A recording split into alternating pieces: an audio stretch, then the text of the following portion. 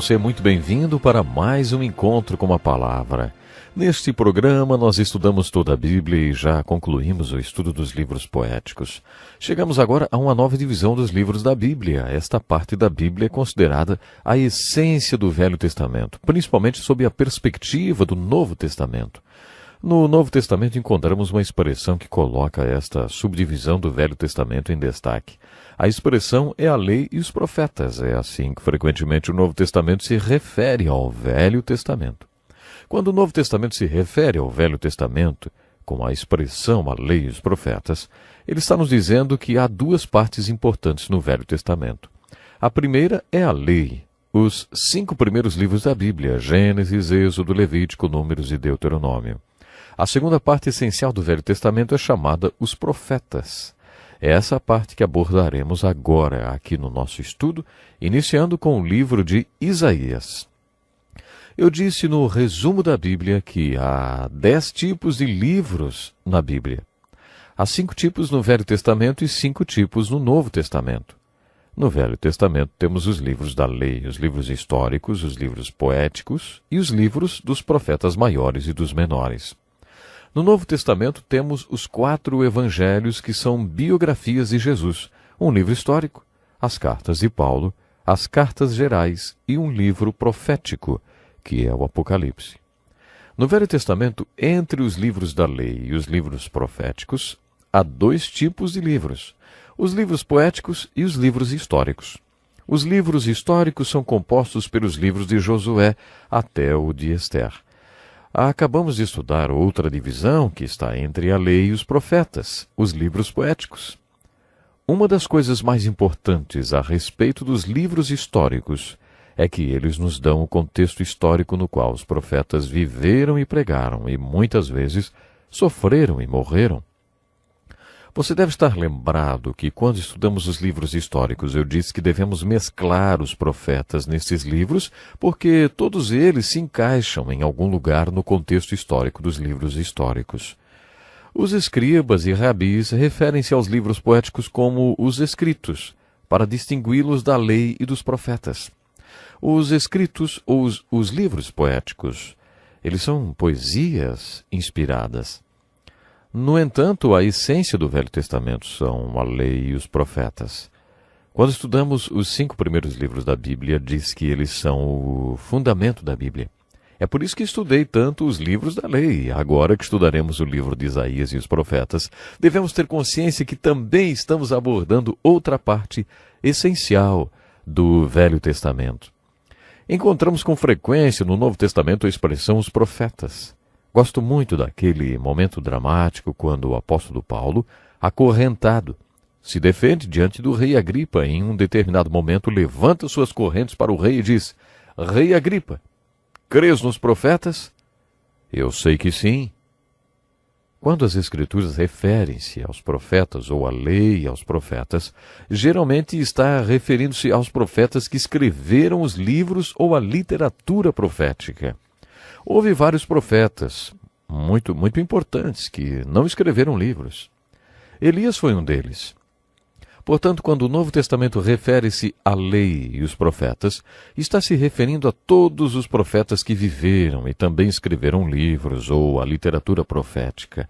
Agora que estudaremos os profetas, sinto-me como se estivesse apresentando a vocês alguns dos meus amigos, santos amigos, e também meus santos heróis.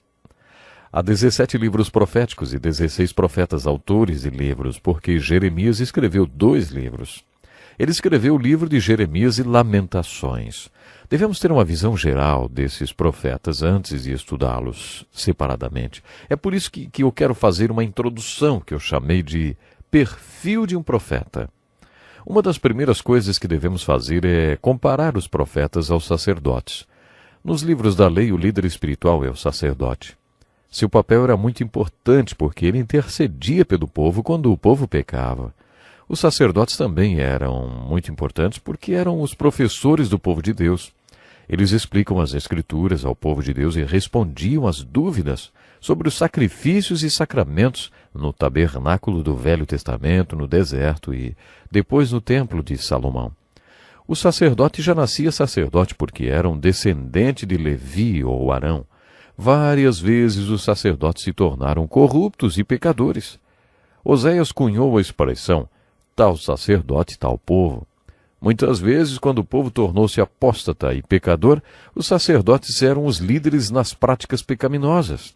Foi por isso que Oséias clamou, tal profeta, tal povo, porque os sacerdotes eram corruptos e pecadores e o povo os seguia. Nesse momento, os profetas apareciam em cena. Os profetas não nasciam profetas. Não, eles recebiam o chamado das maneiras mais diferentes possíveis. 2 ou 3 profetas eram sacerdotes quando foram chamados para ser profetas, mas estes foram exceções. Nos livros históricos vimos que alguns profetas tinham realmente alguma coisa a ver com o rei. Agora outros eram leigos. Amós foi um catador de figo e pastor e recebeu o chamado para ser profeta. A função e ministério de profeta não eram herdados. O sacerdócio, sim. Em resumo, o sacerdócio era o homem que se apresentava a Deus e intercedia pelo povo. O profeta era o homem que vinha da presença de Deus com uma mensagem para o povo. Alguns até diziam, se não tinha um problema, não tinha um profeta. Os profetas apareciam em cena quando havia problemas. Todos esses profetas, autores de livros, viveram num período de 400 anos, que é o período da história do livro de Juízes. Também durou 400 anos o tempo compreendido entre os livros de Gênesis e Êxodo e também o período entre o Velho e o Novo Testamento. Os profetas atuaram entre 800 e 400 a.C. Há uma razão para eles terem aparecido neste período da história dos hebreus. O povo era pecador e idólatra, adoravam outros deuses, e o julgamento de Deus estava prestes a vir sobre eles da forma da invasão dos assírios e do cativeiro do Reino do Norte. Esse episódio foi seguido por um período de aproximadamente 100 anos, quando aconteceu a invasão babilônica e o cativeiro do Reino do Sul. A maioria dos profetas precedeu os períodos das invasões e conquistas pela Síria ou pela Babilônia, ou então as pregações deles aconteceram durante esses eventos. Dos 16 profetas, 3 deles ministraram ou pregaram depois desses cativeiros, e estão relacionados à restauração e reconstrução posteriores ao retorno do povo de Deus do cativeiro babilônico. A maioria dos profetas precede as conquistas e cativeiros ou ministraram durante eles. Os profetas que precederam o cativeiro assírio do Reino do Norte e o cativeiro babilônico do Reino do Sul pregaram essencialmente essa mensagem. Se vocês tiverem um avivamento espiritual e sinceramente se arrependerem dos seus pecados de idolatria, as invasões e cativeiros assírios e babilônicos não acontecerão. Esses profetas clamaram por um avivamento espiritual e por arrependimento. A grande maioria do povo se fez de surda e a pregação foi ignorada. Os profetas foram ridicularizados e vários até martirizados. Muitos morreram porque pregaram uma mensagem que ninguém quis ouvir. Quando os profetas percebiam que o povo não ouvia a mensagem deles, pregaram assim: a invasão e o cativeiro virão, e quando vier, será o julgamento do Todo-Poderoso sobre vocês, porque não se arrependeram da sua idolatria. Como já vimos no estudo dos livros históricos, nunca mais se ouviu a respeito do Reino do Norte, depois que os assírios o conquistaram. Essas 10 tribos, antes denominadas Israel, foram para o exílio do esquecimento. 100 anos mais tarde, os babilônicos invadiram o Reino do Sul. Foi então que os profetas pregaram uma mensagem de esperança junto com a invasão e o cativeiro. Eles receberam uma revelação profética. Vocês voltarão do cativeiro. Em 70 anos vocês voltarão. Eles viam o retorno do cativeiro babilônico como uma expressão da misericórdia e da graça de Deus. No entanto, a maioria dos profetas não viveu até lá. Além de pregarem o arrependimento e o reavivamento, os profetas também pregavam justiça social. Os pregadores de hoje, quando falam sobre este assunto, citam os textos dos profetas. Mas a principal ênfase não foi dada à injustiça social. A preocupação maior deles era o pecado do povo de Deus, principalmente a idolatria. Os profetas pregaram o julgamento de Deus que estava por vir na forma desses dois cativeiros. No caso do cativeiro babilônico, a mensagem do profeta era de misericórdia, graça e esperança. A única mensagem que eles tinham para o Reino do Sul durante o cativeiro babilônico era de esperança. Quando profetas como Jeremias pregavam o retorno do cativeiro, eles estavam pregando a misericórdia e a graça de Deus. Outro tema interessante da pregação dos profetas é a dispersão do povo de Deus pelos confins da terra. Sempre que eles pregavam dispersão, também anunciavam a volta desta dispersão. Quando eles pregaram o retorno do cativeiro babilônico, a mensagem sempre estava mesclada com as profecias messiânicas. É difícil separar as profecias messiânicas das profecias da volta literal, do retorno babilônico, que aconteceu 70 anos depois que o povo de Deus foi levado cativo para a Babilônia. É difícil separar as profecias da primeira vinda do Messias das profecias que alcançam os nossos dias da segunda vinda de Cristo. Os profetas fizeram importantes profecias messiânicas. A grande solução de Deus através do seu Salvador, que é Jesus Cristo, claro, Filho de Deus. Esses profetas apresentam a vida de Cristo em dois episódios. Primeiro, ele vem como Salvador sofredor para morrer pelos pecados do mundo. Mas depois, ele vem uma segunda vez. Essa segunda vinda de Cristo porá tudo em ordem. Essa mescla das profecias messiânicas e profecias da volta do cativeiro é um dos aspectos mais empolgantes dos profetas. Para lembrar, a palavra profeta literalmente significa aquele que fala em nome de Deus. Eles eram pregadores que anunciavam a palavra de Deus com poder e autoridade. Pena que já temos que parar hoje, mas no próximo programa vamos continuar com esse assunto muito importante. Na verdade, toda essa história maravilhosa, todo esse estudo nos mostra o amor de Deus, como Ele sempre fez questão de demonstrar seu amor e misericórdia, inclusive, claro, através das mensagens dos profetas. Então esteja conosco no próximo programa. Vamos falar mais sobre os meus heróis santos que a Bíblia chama de os profetas. Até lá.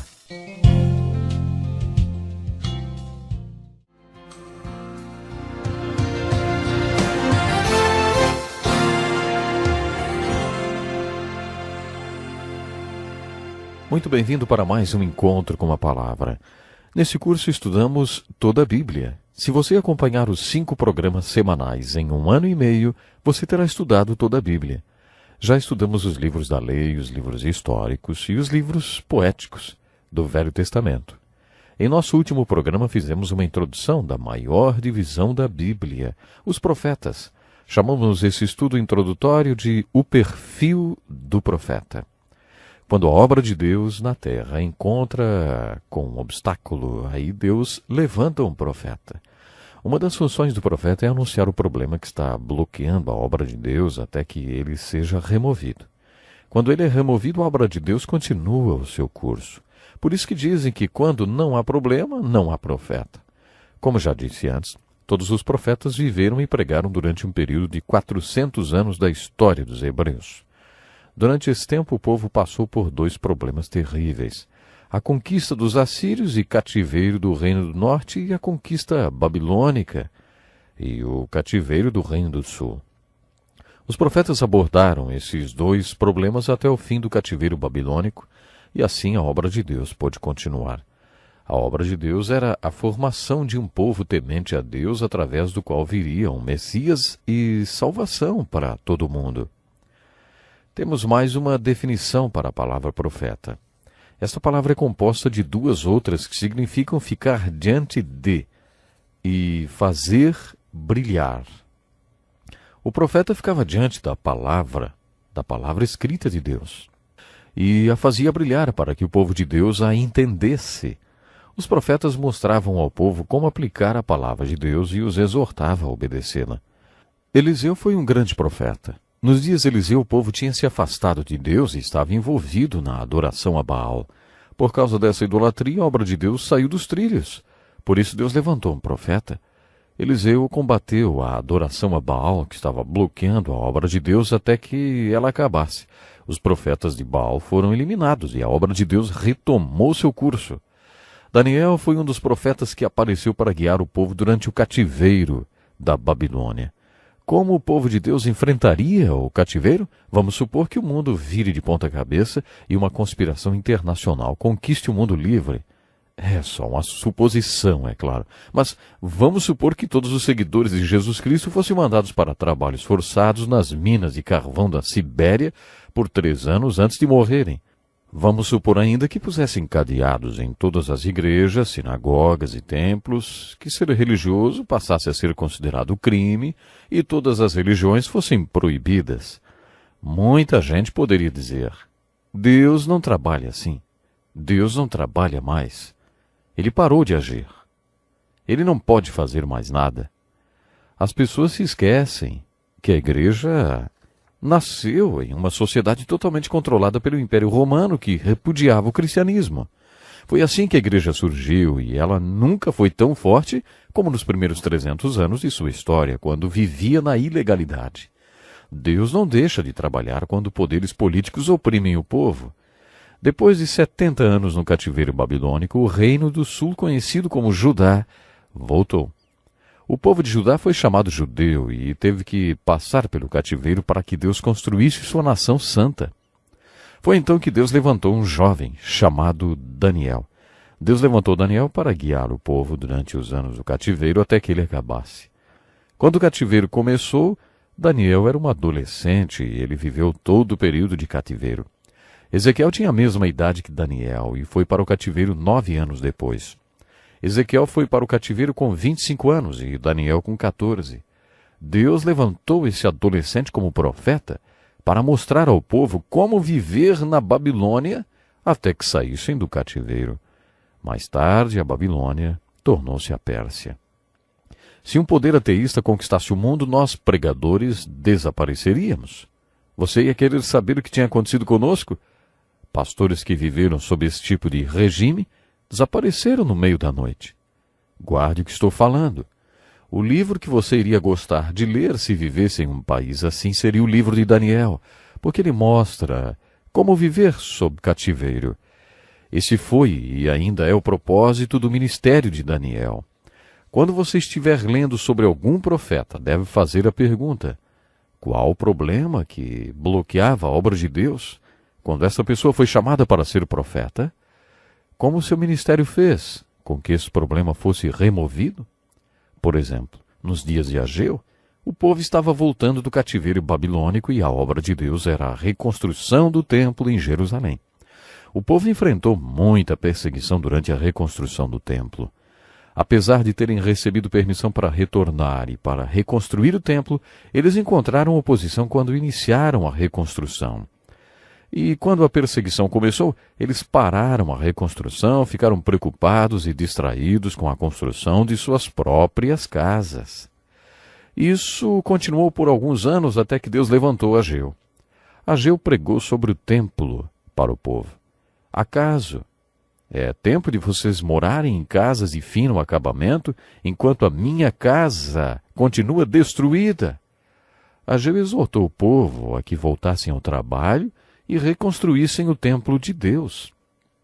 Por causa de sua pregação, o povo parou de construir suas próprias casas. Eles restabeleceram suas prioridades. Eles colocaram Deus e o templo em primeiro lugar e suas próprias casas em segundo. Daí então a obra de Deus retomou seu curso e Ageu saiu de cena. Ageu tinha entrado em cena e colocado a obra de Deus nos trilhos outra vez. Você verá os profetas fazendo esse tipo de trabalho, e isso em toda a literatura profética do Velho Testamento.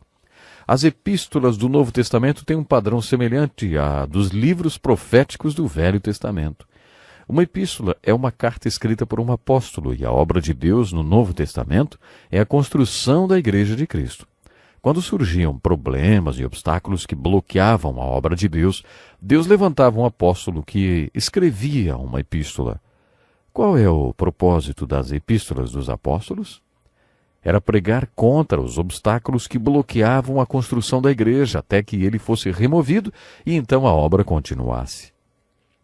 Quando lemos os profetas, devemos nos perguntar: qual o problema bloqueava a obra de Deus e como o ministério desse profeta fez com que o problema fosse removido?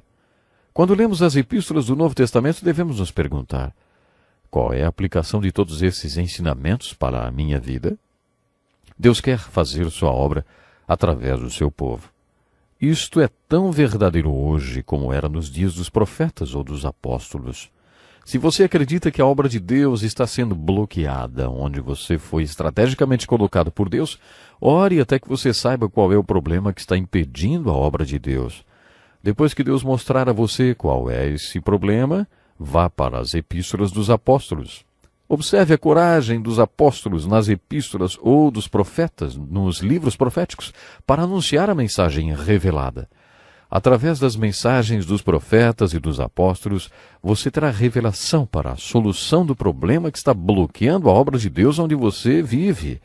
Pode ser que Deus queira que você seja o profeta que vai apontar o problema que está bloqueando sua obra para Ele, e que esse objeto que está bloqueando esse problema seja removido e a obra possa continuar. Deus quer trabalhar na sua vida. Será que a obra na sua vida não está sendo bloqueada, por exemplo? Se estiver, você encontrará nos profetas e nos apóstolos o problema que está bloqueando a obra de Deus e a solução para ele. Assim o problema será removido e a obra de Deus na sua vida vai continuar. Os problemas combatidos nas epístolas do Novo Testamento são os mesmos dos livros proféticos do Velho Testamento? Não são os mesmos. Os problemas apontados nos livros proféticos, que podem ser os mesmos que você enfrenta em sua vida ou no lugar em que você vive, não se repetem em outra parte da Bíblia. Eles são apontados apenas nos livros proféticos. Portanto, os problemas combatidos nas epístolas do Novo Testamento não são os mesmos dos livros proféticos no Velho Testamento. Preciso falar um pouco sobre o contexto histórico dos profetas. Quando você estuda a Bíblia, enfrenta o desafio de ter uma visão cronológica da Bíblia. Os livros da Bíblia não estão organizados cronologicamente. Eles estão organizados de acordo com o conteúdo de cada um. Qual é a ordem cronológica dos livros proféticos? Onde os profetas se encaixam nos livros históricos? Em que período da história dos hebreus eles viveram, pregaram, sofreram e morreram? Você terá que descobrir isso. Neste programa você conhecerá mais sobre o contexto histórico dos profetas. Este não é um curso acadêmico e nem eu sou um doutor. Eu não quero sobrecarregar você com dados históricos, principalmente com datas. No entanto, se você quiser saber sobre o que os profetas estão falando e o que vai no coração deles, precisa conhecer alguns fatos históricos. Você tem que saber sobre as duas invasões e dos dois cativeiros. A invasão dos assírios e o cativeiro do Reino do Norte, e a invasão babilônica e o cativeiro do Reino do Sul. Todos os profetas estavam muito preocupados com essas duas invasões e com esses dois cativeiros. Quando os profetas expressam sua preocupação, falam sobre 4 cidades que caíram. Você já ouviu falar no livro A Queda da Bastilha? O seu título em inglês é O Conto de 2 Cidades. Poderíamos chamar essa literatura profética de O Conto de 4 Cidades. Os 2 reinos que invadiram os reinos do norte e do sul tinham capitais. A capital da Síria era Nínive. Os textos proféticos descrevem a queda de Nínive. A sua cidade capital inimiga era a Babilônia. Essas 2 cidades eram importantes e a descrição da queda delas é feita com muitos detalhes. As invasões e os cativeiros que preocuparam os profetas causaram a queda das capitais dos 2 reinos do povo de Deus. A capital do Reino do Norte era Samaria. A queda de Samaria é descrita nos escritos proféticos. A capital do Reino do Sul era Jerusalém. O foco principal dos livros proféticos está sobre Jerusalém e o cativeiro do povo de Deus, que aconteceu depois da queda de Jerusalém. É muito importante entender que os livros históricos descrevem a ascensão e queda dos reinos de Israel e de Judá. Os livros poéticos descrevem os anos dourados do reino que o povo de Deus pediu a Samuel. Eles descrevem a ascensão desse reino, mas todos os livros proféticos focalizam a queda desse reino. Todos os profetas autores que viveram nesses 400 anos de história dos hebreus pregaram durante os anos negros, quando o reino do norte, Israel, e o reino do sul, Judá, foram conquistados e escravizados. Estamos terminando, mas procure conhecer mais sobre cada um dos profetas. Os profetas vão ensinar a você algo muito interessante. E se prepare também para ser usado por Deus. Pense nisso e até o nosso próximo programa.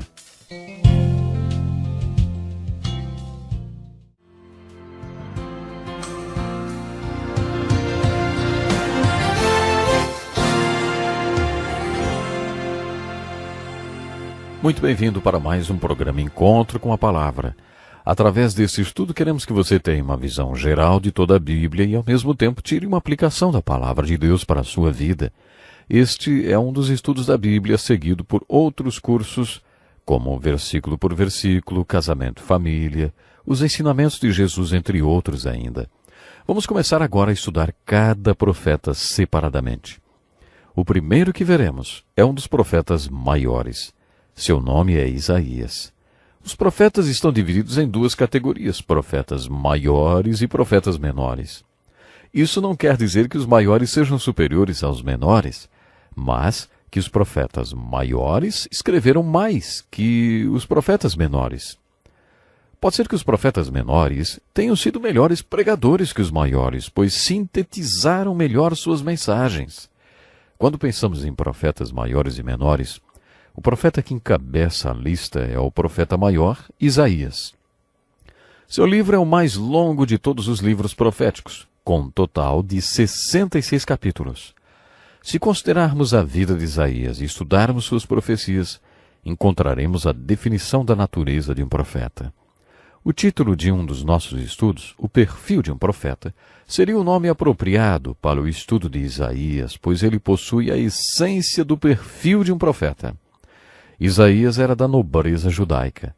A tradição rabínica conta que Isaías era próximo do rei Uzias e do rei Joás, através de seu pai. Isso quer dizer que Isaías ficava à vontade diante de reis e em palácios. Sua experiência ministrando a reis foi uma boa preparação para o ministério para o qual Deus o tinha chamado. Durante o período histórico de 800 a 400 a.C., no qual os profetas viveram e tiveram seus ministérios, o mundo viu várias potências mundiais. Depois que os babilônicos conquistaram a Assíria, os medos e os persas conquistaram a Babilônia e depois os gregos conquistaram os persas. É importante saber que Isaías viveu durante o período em que os assírios dominavam o mundo. A capital da Síria era Nínive. Isaías viveu no período anterior à conquista da capital do Reino do Norte, Samaria, pela Assíria. As 10 tribos do norte, chamadas de Israel, foram levadas cativas. Elas são denominadas de as 10 tribos perdidas de Israel, porque nunca mais se ouviu falar delas. Grande parte da pregação de Isaías serviu como aviso sobre o julgamento de Deus, que viria sobre o reino do norte, na forma da invasão da Síria, por causa do seu pecado de idolatria.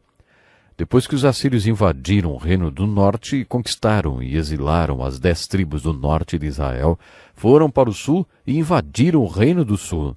Eles conquistaram 46 cidades fortificadas em Judá. O exército assírio chegou até os portões de Jerusalém e levou 200.000 pessoas cativas para a Síria. Se os assírios tivessem conquistado Jerusalém, teriam levado tanto o reino do norte como o do sul ao desaparecimento.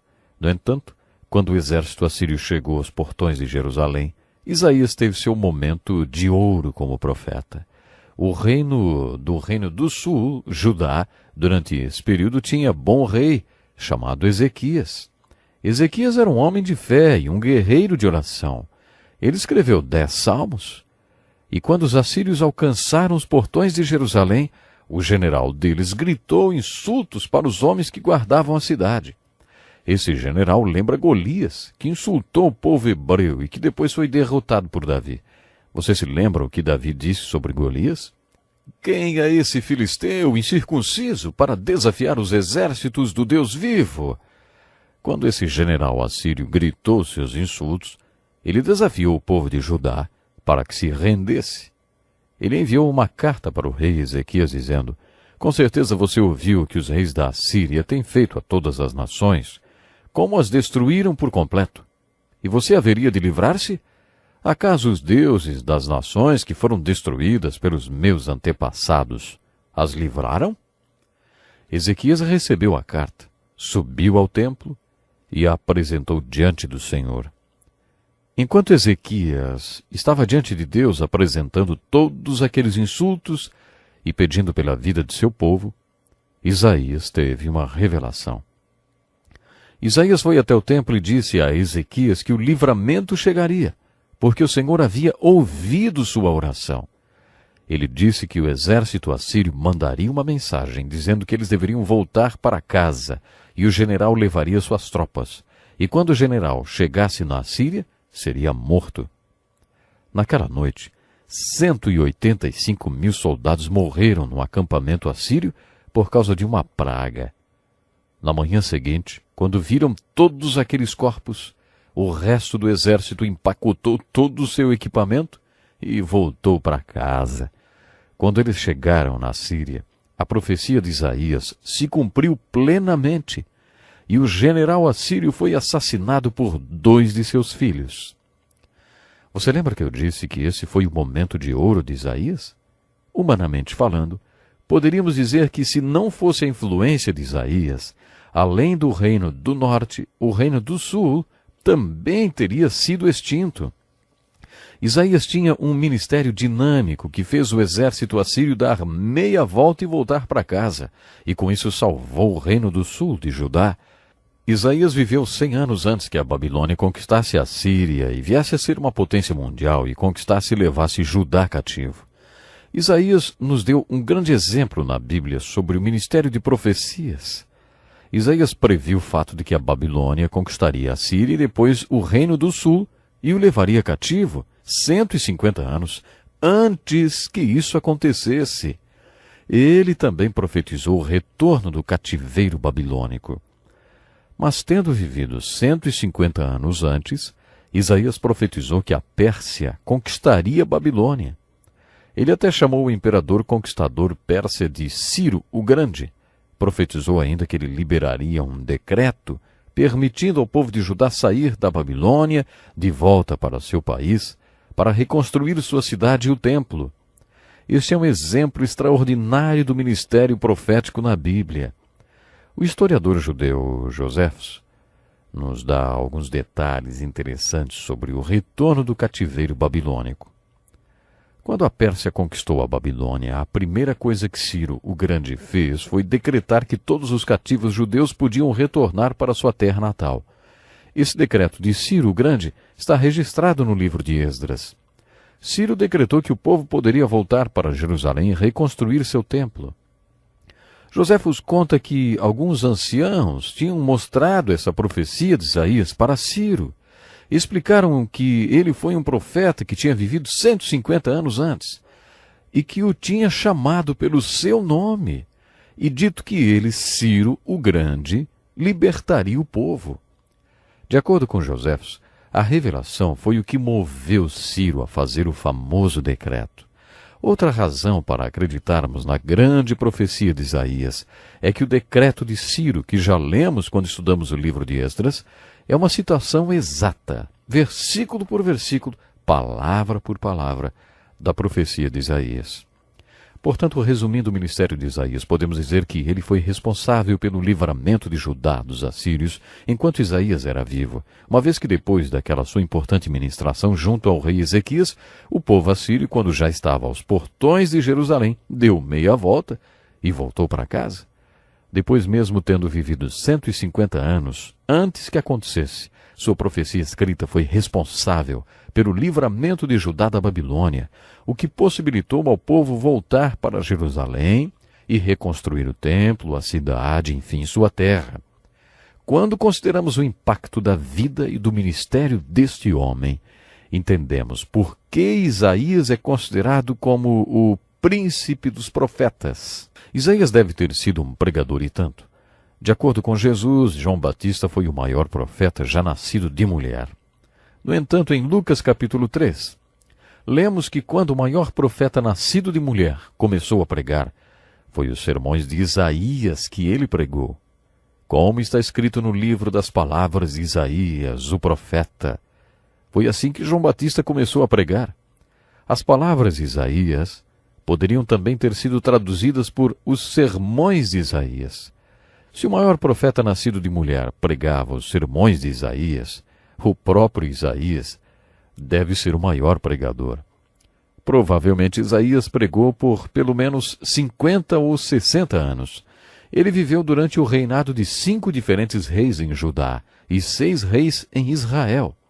Seu ministério era voltado principalmente para Judá, mas tendo muito a dizer sobre o que a Síria faria ao reino do norte. Se você quiser ter uma perspectiva histórica de Isaías, leia atentamente os primeiros versículos de sua profecia. Isaías cita os reinados sob os quais viveu. Alguns desses reis foram bons e outros maus, e isso afetava o conteúdo de suas pregações durante esses reinados. Uzias foi um bom rei, Acás foi um rei mau e Manassés foi ainda pior. Durante o reinado de Manassés, Isaías pregou contra a iniquidade desse rei, e a tradição diz que Manassés sentenciou Isaías à pena de morte tradicionalmente usada. O corpo era cerrado ao meio com um tronco de madeira. Muitos acreditam que o texto de Hebreus 11:37 refere-se a Isaías quando diz que alguns heróis da fé do Velho Testamento foram cerrados ao meio. De uma coisa temos certeza: faz tempo que alguns tentam cerrar a profecia de Isaías ao meio. Por cerca de 700 anos, ninguém questionou o fato de que o autor do livro de Isaías fosse apenas uma pessoa. Há quase 200 anos, no entanto, iniciou-se o chamado autocriticismo das Escrituras. Esse ataque à Bíblia começou na Alemanha, parte dele voltado ao livro de Isaías. O que motivou esse ataque foi a impossibilidade de crer que alguém pudesse dizer, com uma antecedência de 150 anos, que um determinado imperador existiria, chamando-o pelo nome. Isso é um milagre sobrenatural. E com o objetivo de negar esse milagre, foi alegado que o livro de Isaías tivesse sido escrito por várias pessoas. Eles acreditam que tenha havido pelo menos 2 autores, um para os primeiros 39 capítulos e outro para os últimos 27 capítulos. Outros acreditam que o livro de Isaías tenha sido escrito por 3 ou 4 autores. Eu acredito na chamada unidade de Isaías, ou seja, ele foi o único autor. Quando estudarmos o livro de Isaías, eu vou falar mais sobre esse assunto. Infelizmente, tenho que interromper o estudo do profeta e das profecias de Isaías, mas no próximo programa falaremos um pouco mais sobre o príncipe dos profetas. Portanto, se programem para estar comigo no próximo programa Encontro com a Palavra, quando vamos falar um pouco mais sobre Isaías. Até lá, então.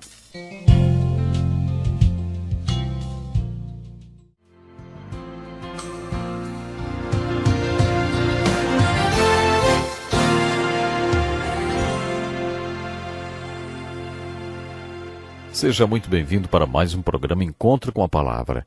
Estamos estudando a parte mais longa da Bíblia, os profetas. Esse estudo dos profetas iniciou-se com o livro mais longo da Bíblia, o livro de Isaías. No final do último programa, falávamos que o livro de Isaías divide-se semelhantemente à Bíblia, em 2 partes que lembram o Velho e o Novo Testamento. Outra divisão que podemos fazer do livro de Isaías ocorre do capítulo 36 até o 39. Os primeiros 35 capítulos de Isaías apresentam uma mensagem sobre o castigo e o julgamento de Deus. Os capítulos 36 a 39 descrevem o cumprimento da profecia do julgamento, ou seja, a conquista pelos assírios. Depois, os capítulos 40 a 66 são o consolo para o povo. Nessa parte do Novo Testamento, vamos dizer assim, do livro de Isaías, você pode fazer outras divisões. Os capítulos 40 a 48 estão relacionados com a profecia milagrosa sobre Ciro o Grande. Os capítulos 49 a 57 falam sobre a primeira vinda e a cruz de Cristo. Os capítulos 58 a 66 centralizam-se na segunda vinda ou segundo advento de Jesus Cristo. Estas são algumas das divisões do livro de Isaías que podemos fazer. Eu gostaria de mostrar o que você deve procurar quando lê o maior livro da Bíblia, o livro de Isaías. Não vamos estudar todo o livro em profundidade. Vamos nos focalizar nos capítulos mais importantes: 5, 6, 11, 40, 53, 55 e 61. Os sermões no livro de Isaías não obedecem a uma ordem cronológica, por isso alguns dos últimos sermões aparecem logo no início. Vamos iniciar com 2 passagens do livro que nos familiarizaram com Isaías, ou nos familiarizam com Isaías como homem, como ministro, e também com a sua mensagem. A primeira delas é o capítulo 6, que descreve o chamado de Isaías. Esse capítulo pode ser até a descrição de sua conversão. Todos os personagens bíblicos tiveram uma experiência espiritual. Já vimos isto antes. A experiência de cada um varia em seus detalhes envolvidos nela. No entanto, a maioria das experiências provocou o mesmo resultado. O que elas têm em comum são as consequências. Todos os homens de Deus tiveram um encontro com Deus tão marcante que tornou o chamado para a obra de Deus igualmente marcante. Os grandes obreiros de Deus são principalmente grandes adoradores de Deus. Você verá que todos eles têm essa experiência marcante. Consequentemente, eles têm um chamado para a obra de Deus também marcante. No capítulo 6 de Isaías, lemos a descrição da experiência de Isaías. No ano em que o rei Uzias morreu, eu vi o Senhor assentado num trono alto e todo exaltado, e a aba de sua veste enchia o templo. Acima dele estavam os serafins, cada um deles tinha 6 asas, com 2 cobriam o rosto, com 2 cobriam os pés, e com 2 voavam, e proclamavam uns aos outros: Santo, Santo, Santo é o Senhor dos exércitos. A terra inteira está cheia da sua glória. Ao som das suas vozes, os batentes das portas tremeram, e o templo ficou cheio de fumaça. Então eu gritei: Ai de mim, estou perdido, pois sou homem de lábios impuros e vivi no meio de um povo de lábios impuros. Os meus olhos viram o Rei, o Senhor dos exércitos. Logo um dos serafins voou até mim, trazendo uma brasa viva, que havia tirado do altar com uma tenaz. Com ela, tocou a minha boca e disse: Veja, isto tocou os seus lábios, por isso a sua culpa será removida, e o seu pecado será perdoado. Então ouvi o Senhor conclamando: A quem enviarei? Quem poderá ir por nós? E eu respondi: Eis-me aqui, envia-me a mim. Ele disse: Vá e diga a este povo, estejam sempre ouvindo, mas nunca entendam. Estejam sempre vendo e jamais percebam. Torne insensível o coração deste povo. Torne surdos os seus ouvidos e feche os seus olhos. Que eles não vejam com os olhos, não ouçam com os ouvidos e não entendam com o coração, para que não se convertam e sejam curados. Então perguntei: Até quando, Senhor? E ele respondeu: Até que as cidades estejam em ruínas e sem habitantes, até que as casas fiquem abandonadas e os campos estejam totalmente devastados, até que o Senhor tenha enviado todos para longe e a terra esteja totalmente desolada. E ainda que 1/10 fique no país, esses também serão destruídos. Mas assim como o terebinto e o carvalho deixam o trono quando são derrubados, assim a santa semente será o seu tronco. Essa foi a conversão de Isaías. As palavras: a sua culpa será removida e o seu pecado será perdoado, são as palavras que você ouve quando alguém é convertido. Essa conversão de Isaías vai além da conversão e pode ser considerada um chamado. Esse foi seu encontro com Deus. Vá e diga a esse povo. Todos os homens importantes da Bíblia receberam um vá. Sempre existe um vá quando nos encontramos com Deus. Todos esses profetas têm o seu encontro com Deus. E quando eles têm esse encontro verdadeiro com Deus, também vivem o vá, mas depois do encontro. Esse é um padrão para todos os homens de Deus. Quando Isaías tem o encontro com Deus, você ouve as palavras: Quem enviarei? Quem irá por nós? Depois ouvimos Isaías expressar o seu compromisso: Eis-me aqui, Senhor, envia-me a mim. É esse o padrão que encontramos nas Escrituras. Um homem que não vai, não teve um encontro real com Deus. Todos aqueles que realmente se encontraram com Deus sempre vão cumprir um vá. Um dos profetas mais transparentes da Bíblia é Jonas. Jonas foi mandado para Nínive, a capital da Síria. Os assírios eram inimigos dos judeus, portanto Jonas odiava os ninivitas. Ele não quis ir para Nínive e foi honesto com Deus e consigo mesmo. Ele tentou fugir da presença de Deus porque não queria ter um encontro com Deus, porque sabia que o Senhor o mandaria ir para Nínive. E como ele não queria ir para Nínive, também não quis se encontrar com Deus. Você encontra esse padrão várias vezes na Bíblia. As pessoas se encontram com Deus e depois são enviadas por Ele. Portanto, a questão que Deus coloca é: quem virá até mim e quem irá por mim? O resultado desse encontro com Deus é o que conta, não os detalhes. Os detalhes variam muito. Jacó lutou com o anjo, Moisés falou com Deus por uma sarça em fogo, Jó falou com Deus num redemoinho. Os detalhes variam. Isaías estava no templo adorando quando houve um terremoto. Foi aí que Isaías viu Deus. Ele disse: os meus olhos viram o Rei.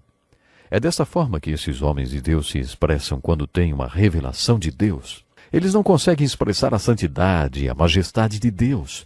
Também não encontram palavras para expressar sua própria situação pecaminosa, quando Deus diz: olhe para dentro, olhe para cima, olhe ao redor e vá. É isso que acontece quando todas essas pessoas têm uma experiência com Deus. Como consequência dessas experiências e os detalhes, não importam, todos eles olham para dentro de si mesmos, para cima e ao redor.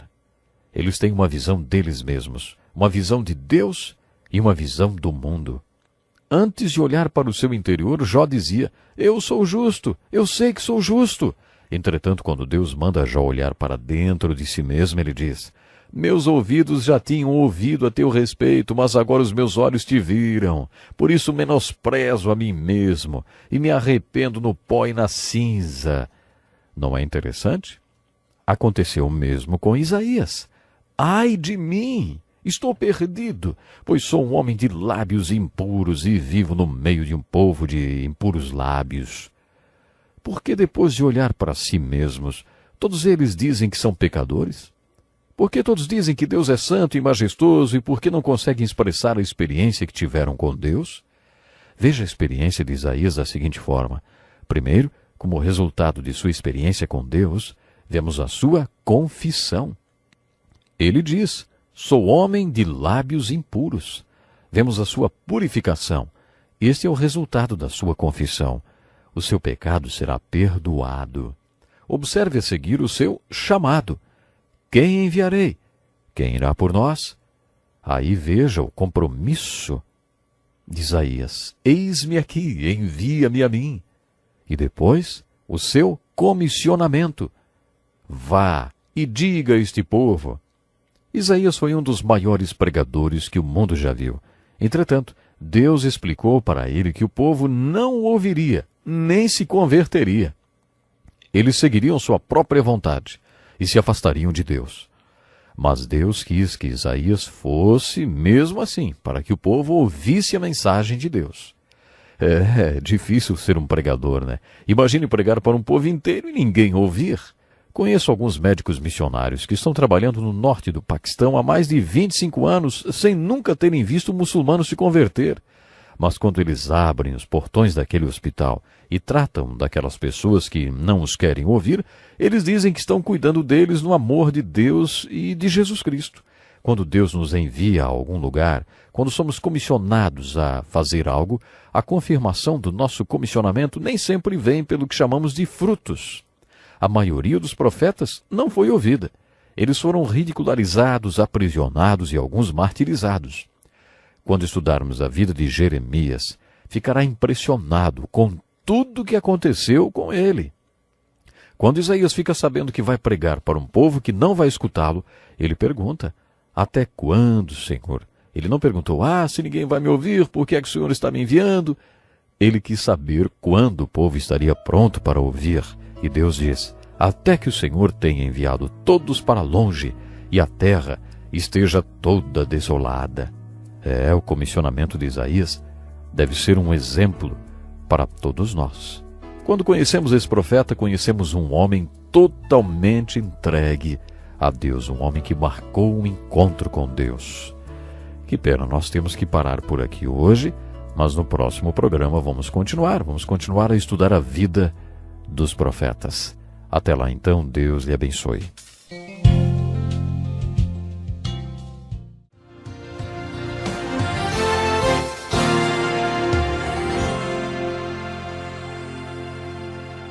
A Bíblia é um livro maravilhoso e vamos começar nosso tempo juntos hoje com esta palavra da Bíblia.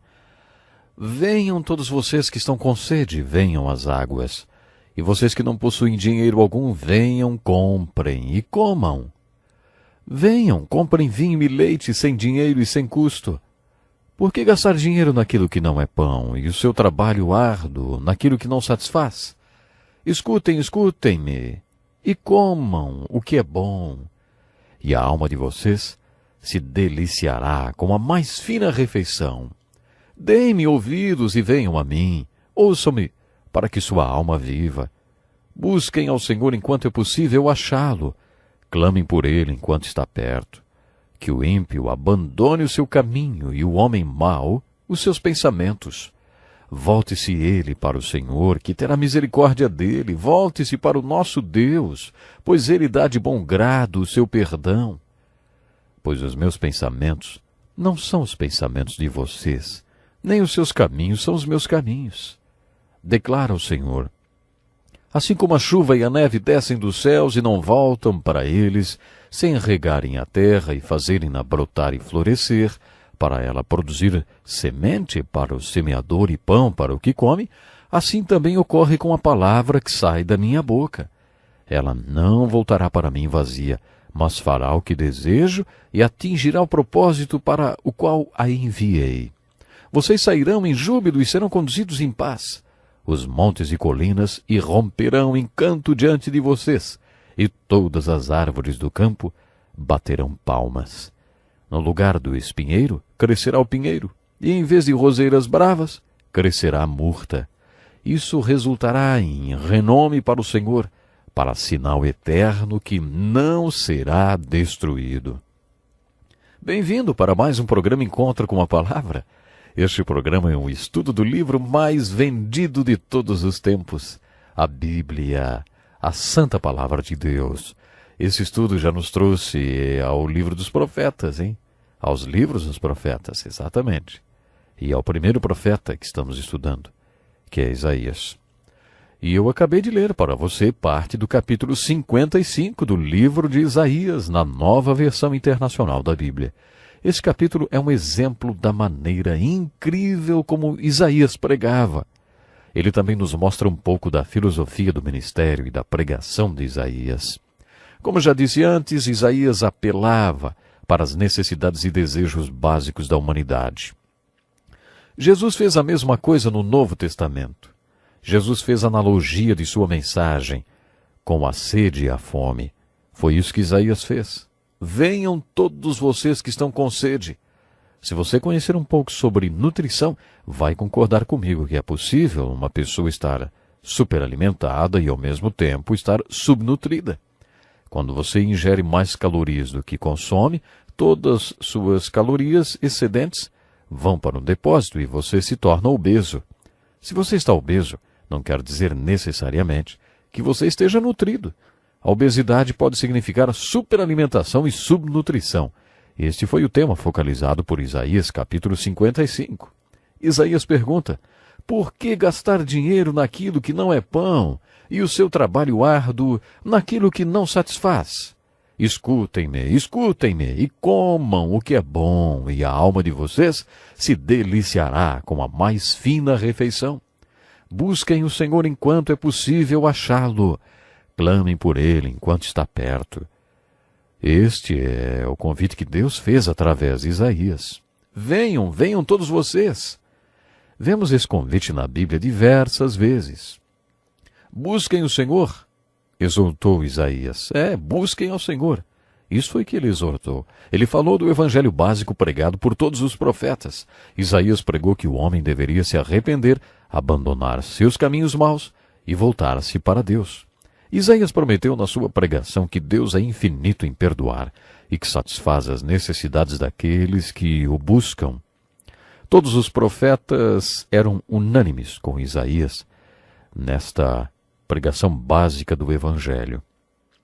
Com a pregação dessa importante mensagem, Isaías demonstrou o propósito da palavra de Deus no ministério de um profeta. A peça principal da filosofia da pregação de Isaías era a palavra de Deus. Você se lembra que eu disse que esses profetas se colocavam diante da palavra de Deus e a faziam brilhar? Todos os profetas pregaram a palavra de Deus escrita, dada a Moisés. É sobre essa palavra que Isaías está falando no capítulo 55, quando em outras palavras ele diz: juntar o homem a Deus é difícil. Se você quer buscar e se aproximar de Deus, qual é o problema? Bem, o problema é que Deus é Deus e você é um homem. Deus não pensa como você e não age como você. O jeito como Deus pensa é muito diferente do jeito como o homem pensa, assim como é muito diferente o jeito como Deus age e o jeito do homem agir. Duas maneiras tão diferentes e tão distantes como a distância entre o céu e a terra. Como é que podemos colocar esses dois modos de pensar alinhados um ao outro, hein? Como podemos alinhar o modo de agir de Deus e do homem? Isaías nos diz que esse é o papel mais importante da palavra de Deus. Ele pregou sobre essa verdade fundamental. O modo de agir de Deus não é o nosso, nem os pensamentos de Deus são os nossos. É por isso que Salomão, em Provérbios 20:24, perguntou: os passos do homem são dirigidos pelo Senhor. Como poderia alguém discernir o seu próprio caminho? Se Deus não age nem pensa como o homem, e se eu quero o seu caminho e a sua vontade, como vou conseguir entender o caminho pelo qual ele está me conduzindo, uma vez Deus já avisou que não pensa e nem age como eu? A palavra de Deus é uma linda ferramenta nas mãos do profeta, através da qual Deus alinha os pensamentos do homem aos seus pensamentos, e os valores do homem aos valores de Deus. Nesse contexto, Isaías conta o que ele acha sobre a palavra de Deus. Ele está dizendo que a palavra de Deus é como a chuva e a neve, que descem e molham a terra para que ela produza frutos. Isaías está dando um curso sobre filosofia da pregação. Ele está dizendo que quando você prega a palavra de Deus, ela sempre cumpre seu propósito para o qual Deus a enviou. A palavra de Deus sempre produz frutos. Se o povo responder à palavra de Deus quando ela for pregada, então ela estará alinhando Deus ao homem. A palavra de Deus traz esse alinhamento entre Deus e o homem. Quando isto acontece, Isaías diz que vocês sairão em júbilo e serão conduzidos em paz e vão experimentar os frutos sobre os quais a Bíblia fala tanto. Isaías considera isto um milagre e nos traz uma compreensão da sua filosofia de ministério e pregação. Eu não gosto de entrar em muitos detalhes históricos, mas gostaria de falar o mínimo possível sobre o contexto histórico do profeta Isaías, para que você entenda melhor a literatura profética. Lendo os livros proféticos, você descobrirá que muitos deles, logo no início, fornecem alguns dados históricos. Isso é feito para que saibamos durante o reinado de qual rei aquele profeta viveu, pregou e talvez até sofreu e morreu. Geralmente é assim que a Bíblia, tanto no Velho Testamento como no Novo Testamento, inicia os livros, para que tenhamos uma perspectiva histórica dele. Por isso, os primeiros versículos do livro profético, ou dos livros proféticos, nos dão essas informações históricas. No entanto, os livros de alguns profetas não começam dessa maneira. Os primeiros versículos do livro de Jonas não fornecem nenhum dado histórico.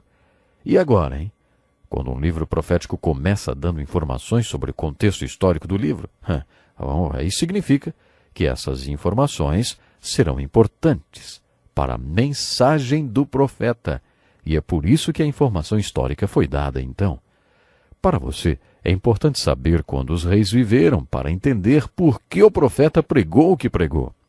Se não há dados históricos no livro de Jonas, quer dizer que a mensagem desse profeta não precisa ser compreendida em termos do seu contexto histórico. A mensagem do livro está no próprio livro, e o cenário histórico não é importante. Os primeiros versículos de Isaías nos dizem que ele foi profeta durante os reinados de Uzias, Jotão, Acás, Ezequias e finalmente Manassés. É assim que sabemos que Isaías pregou por talvez um período de 60 anos, já que ele viveu e pregou durante o período dos reinados desses reis. Quando Isaías pregou durante o reinado do rei Uzias, o reino de Israel estava florescendo. Uzias reinou antes da queda do reino.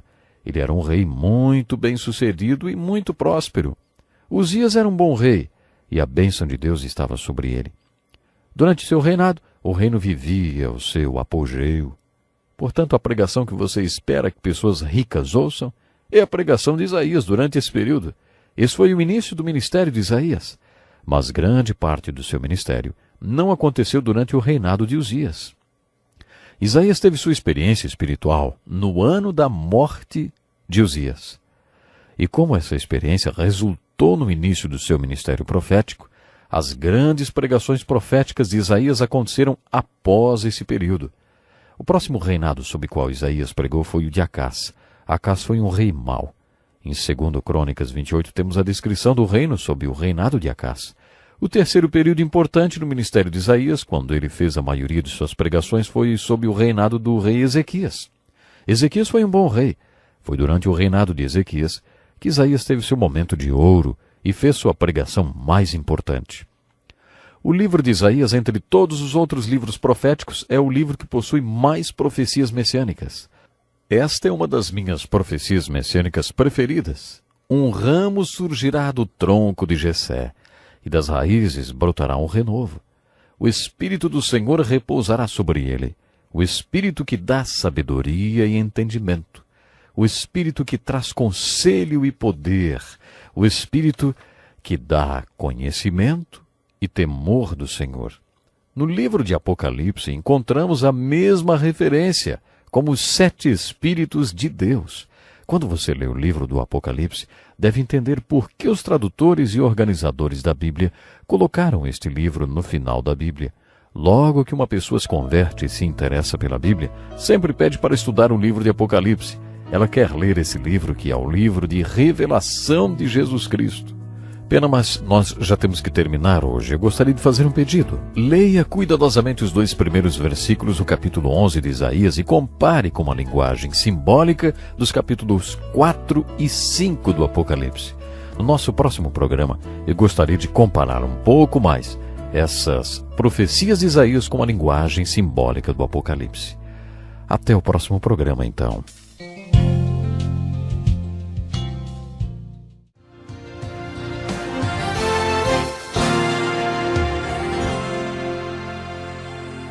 Seja muito bem-vindo para mais um encontro com a palavra. Estamos muito felizes por podermos contar com a sua atenção durante o programa de hoje. No final do último estudo, pedi que você comparasse as profecias messiânicas de Isaías, capítulo 11, versículo 1 e 2, com a linguagem simbólica dos capítulos 4 e 5 do livro de Apocalipse. Os 2 textos fazem referência aos 7 Espíritos de Deus.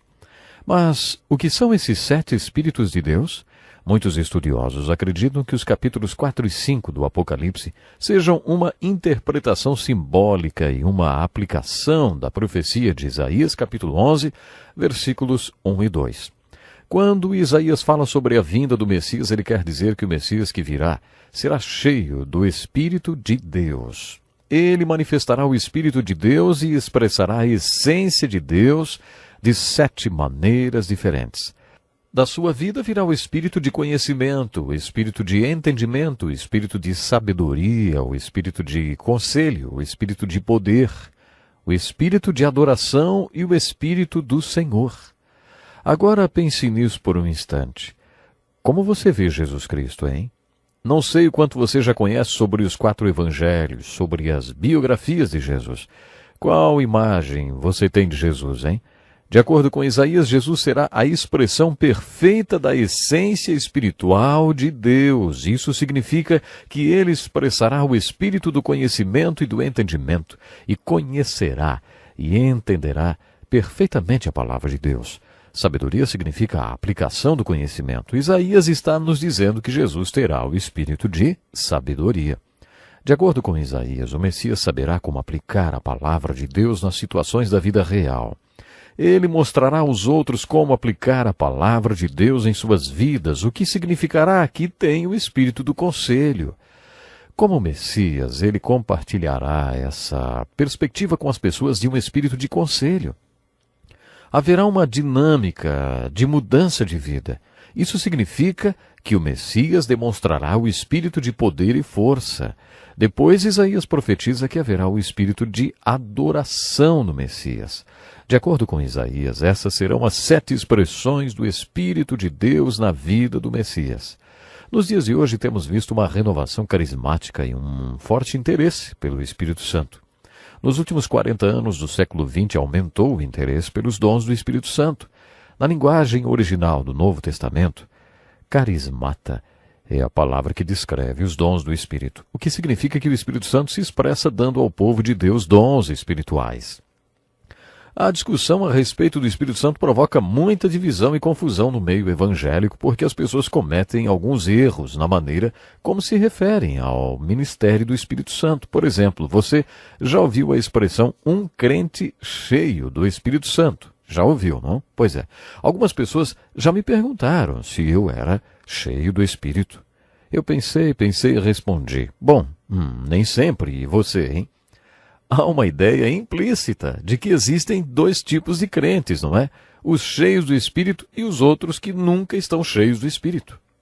Será que é isso que a Bíblia diz quando usa a expressão cheio do Espírito? A Bíblia ordena que todos sejam cheios do Espírito. Espero que todos nós tenhamos esse desejo de ser realmente cheios do Espírito. Mas o que significa ser cheio do Espírito? Lemos no livro de Atos que Pedro, cheio do Espírito, pregou aquele importante sermão do dia do Pentecoste. Mais adiante, lemos outra vez que Pedro, cheio do Espírito, pregou novamente e milhares de pessoas foram salvas. E mais outra vez lemos que Pedro, cheio do Espírito, fez uma coisa e outra. Será que entre essas ocasiões em que as Escrituras mencionam que Pedro estava cheio do Espírito, ele continuou cheio do Espírito? O apóstolo Paulo ordenou em Efésios capítulo 5, não se embriaguem com vinho, mas deixem-se encher pelo Espírito. Literalmente o que ele disse foi, não fiquem sob a influência do álcool. Isso mesmo, não fique sob a influência do álcool, fique sob a influência do Espírito. Você está vendo? O Espírito é uma pessoa. Então, ou você tem a pessoa do Santo Espírito, ou você não tem a pessoa do Santo Espírito. Hoje temos a chamada teologia líquida, né? Quando falamos sobre ser cheio do Espírito, pensamos logo em um copo. Este copo pode estar cheio pela metade, pode estar 1/3 cheio, 2/3 ou completamente cheio. Não é isso que a Bíblia quer dizer com a expressão cheio do Espírito. O Espírito não é água, ele não é um líquido, ele é uma pessoa. Ou você o tem ou você não o tem. A questão não é quanto do Espírito você tem, hein? A verdadeira questão é quanto de você o Espírito Santo tem. Uma vez que o Espírito entra em sua vida, a questão passa a ser quanto de você ele tem. Quando o Espírito Santo tiver tudo de você, você será cheio do Espírito. Um homem cheio do Espírito é um homem controlado pelo Espírito.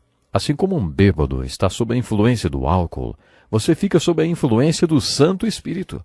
É isso que significa ser cheio do Espírito. Outra pergunta é, se você frequenta uma igreja cheia do Espírito ou se você é um crente cheio do Espírito, como você e a sua igreja são, hein?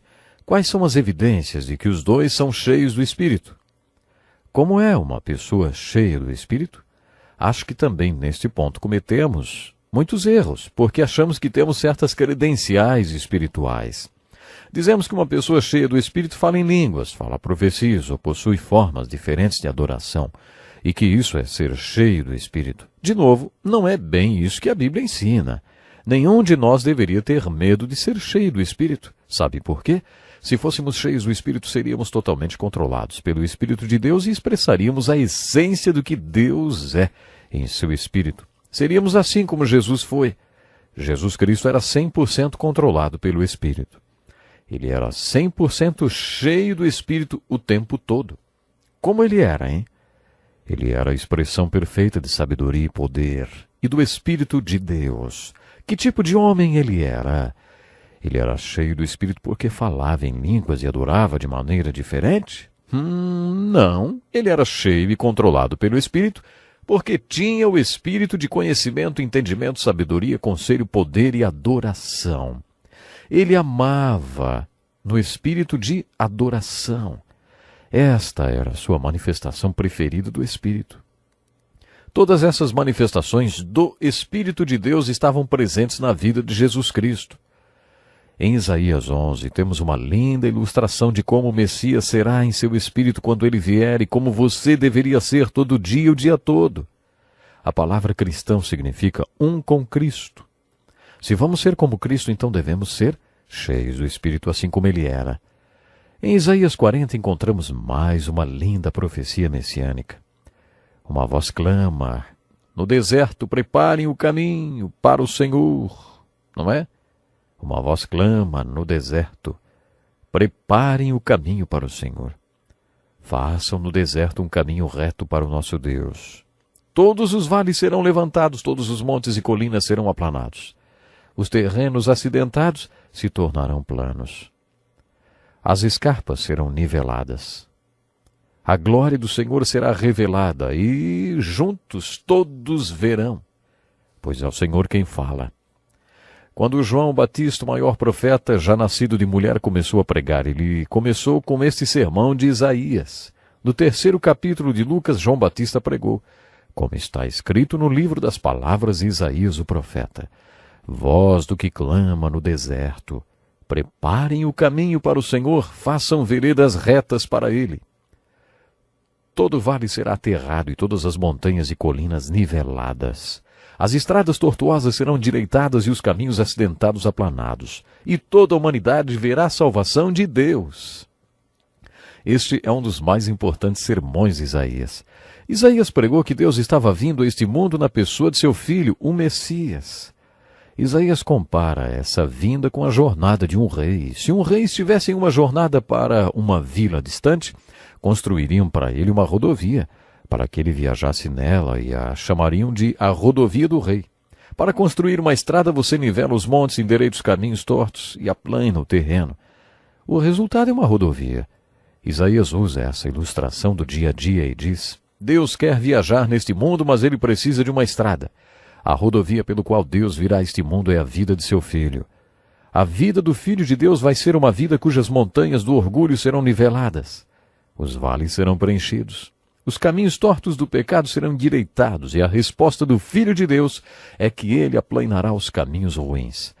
O resultado será uma rodovia pela qual Deus poderá viajar nesse mundo e toda a carne verá a glória de Deus através dela, através dessa vida perfeita. Quando João Batista pregou o sermão de Isaías, ele disse: toda a carne verá a salvação de Deus quando esta estrada estiver pronta. Eu vou repetir, hein? Devemos ser como Cristo. É isto que quer dizer ser cristão. Quando Jesus deixou este mundo terreno, ele disse a seus apóstolos: como o Pai me enviou, eu os envio. As nossas vidas devem ser estas rodovias para Deus. Faça essa oração: Deus, faz da minha vida uma estrada pela qual o Senhor possa viajar por este mundo. Não se espante se, depois de fazer essa oração, os tratores espirituais de Deus aparecerem nivelando sua vida, enchendo os vales e endireitando os caminhos tortos. Foi isso que você pediu. Outro lindo sermão e profecia sobre o ministério de Jesus está em Isaías capítulo 61. Jesus começou seu ministério de 3 anos com um manifesto, o chamado Manifesto do Nazareno. Este manifesto está registrado no capítulo 4 de Lucas. Jesus foi para a sinagoga de sua cidade natal e pediu o livro do profeta Isaías. Ele abriu o livro e leu: O Espírito do Senhor está sobre mim, porque ele me ungiu para pregar boas novas aos pobres. Ele me enviou para proclamar liberdade aos presos e recuperação da vista aos cegos, para libertar os oprimidos e proclamar o ano da graça do Senhor. Se você comparar a profecia de Isaías no capítulo 61 e a citação de Jesus em Lucas 4, perceberá que ele parou no meio da sentença. O versículo de Isaías continua dizendo: para proclamar o ano da bondade do Senhor e o dia da vingança do nosso Deus. Jesus não leu essa parte da vingança porque ela se refere à segunda vinda ou advento do Messias. O Messias voltará e se vingará de todos os inimigos de Deus. Mas Jesus parou no meio da sentença e devolveu o livro ao rabi e disse: hoje se cumpriu a escritura que vocês acabaram de ouvir. Vamos ficando por aqui. Como é bom mergulhar nessas verdades bíblicas. Programe-se para estar conosco no próximo programa. Até lá.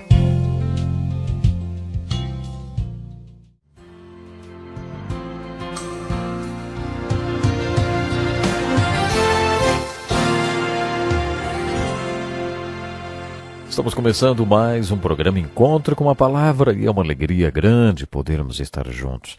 Nós estamos estudando o livro de Isaías. No estudo de hoje eu quero repetir para enfatizar alguns princípios que nos ajudarão a entender os profetas de modo geral e, em particular, o profeta Isaías. Você deve estar lembrando que eu já falei várias vezes que a repetição é a essência do ensino. Aprendi que se você não repetir, não conseguirá ensinar. Samuel Johnson disse certa vez, ainda não compreenderam que é necessário relembrar mais do que ensinar coisas novas.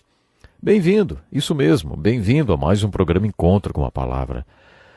No estudo de hoje quero repetir para enfatizar alguns princípios que nos ajudarão a entender os profetas de modo geral e em particular o profeta Isaías. Há duas partes do Velho Testamento que representam sua essência. Estou dizendo isso baseado em uma afirmação feita no Novo Testamento, referindo-se ao Velho Testamento. Estas duas partes essenciais do Velho Testamento são a lei e os profetas. A lei refere-se aos 5 primeiros livros do Velho Testamento, e os profetas são esses livros do Velho Testamento que começamos a estudar. Os livros proféticos começam com o livro de Isaías e terminam com o livro de Malaquias. Algumas vezes o Novo Testamento faz referência a Moisés e aos profetas, ou apenas aos profetas. Quando o Novo Testamento refere-se à divisão profética do Velho Testamento, não se refere a todos os profetas, como Elias e Eliseu, ou Moisés, ou até mesmo Davi, mas aos profetas que escreveram os livros proféticos. Quando o Novo Testamento refere-se aos profetas, está se referindo à literatura profética. Quando penso em uma dessas referências do Velho Testamento no Novo Testamento, mostrando a importância da literatura profética, penso na história que Jesus contou no capítulo 16 do Evangelho de Lucas sobre o mendigo Lázaro e o homem rico. Quando o homem rico descobriu que estava no inferno e que não havia nada que ele pudesse fazer a respeito, ele clamou: "Manda Lázaro ir à casa de meu pai, pois tenho 5 irmãos. Deixa que ele os avise, a fim de que eles não venham também para este lugar de tormento." A resposta que o homem rico obteve foi esta: "Eles têm Moisés e os profetas, que os ouçam." Mas o homem rico replicou: "Não, pai Abraão, mas se alguém dentre os mortos fosse até eles, eles se arrependeriam." Abraão respondeu: "Se não ouvem a Moisés e aos profetas, tampouco se deixarão convencer, ainda que ressuscite alguém dentre os mortos." Você percebe? Com essa citação que Jesus fez do Velho Testamento, este texto nos mostra que os profetas são sobrenaturais. Os livros proféticos são repletos de ensinamentos e profecias sobrenaturais que aconteceram, que se cumpriram literalmente. Algumas dessas profecias foram feitas centenas de anos antes do cumprimento e foram plenamente cumpridas. Isso é tão sobrenatural quanto a ressurreição. Por isso Jesus está dizendo no texto de Lucas que ou você acredita no sobrenatural ou não acredita. Se você não acredita nos profetas, você não iria acreditar em alguém que ressurgiu dos mortos. Uma das características dos profetas que já mencionei está relacionada à função do profeta. Uma das funções do profeta é mostrar o problema que está bloqueando a obra de Deus. Quando a obra de Deus se deparava com algum obstáculo, a função do profeta era anunciar o problema que estava sendo obstáculo para a obra de Deus até que ele fosse removido. Aí então a obra de Deus tomava seu rumo novamente. Foi por isso que os profetas apareceram na história dos hebreus. No primeiro estudo dos profetas que fizemos, eu disse que todos os profetas que escreveram livros proféticos pregaram e morreram em um período específico da história dos hebreus, entre 800 e 400 a.C. Este foi um período problemático na história do povo. Os exércitos assírios conquistaram o reino do norte e levaram o povo para o cativeiro. A invasão babilônica resultou na conquista e no cativeiro do reino do sul. Esses eram os grandes problemas do povo de Deus. Como Deus sabia que essas invasões e cativeiros aconteceriam, ele levantou os profetas nesse período para que eles pudessem alertar o povo sobre o julgamento que estava para acontecer.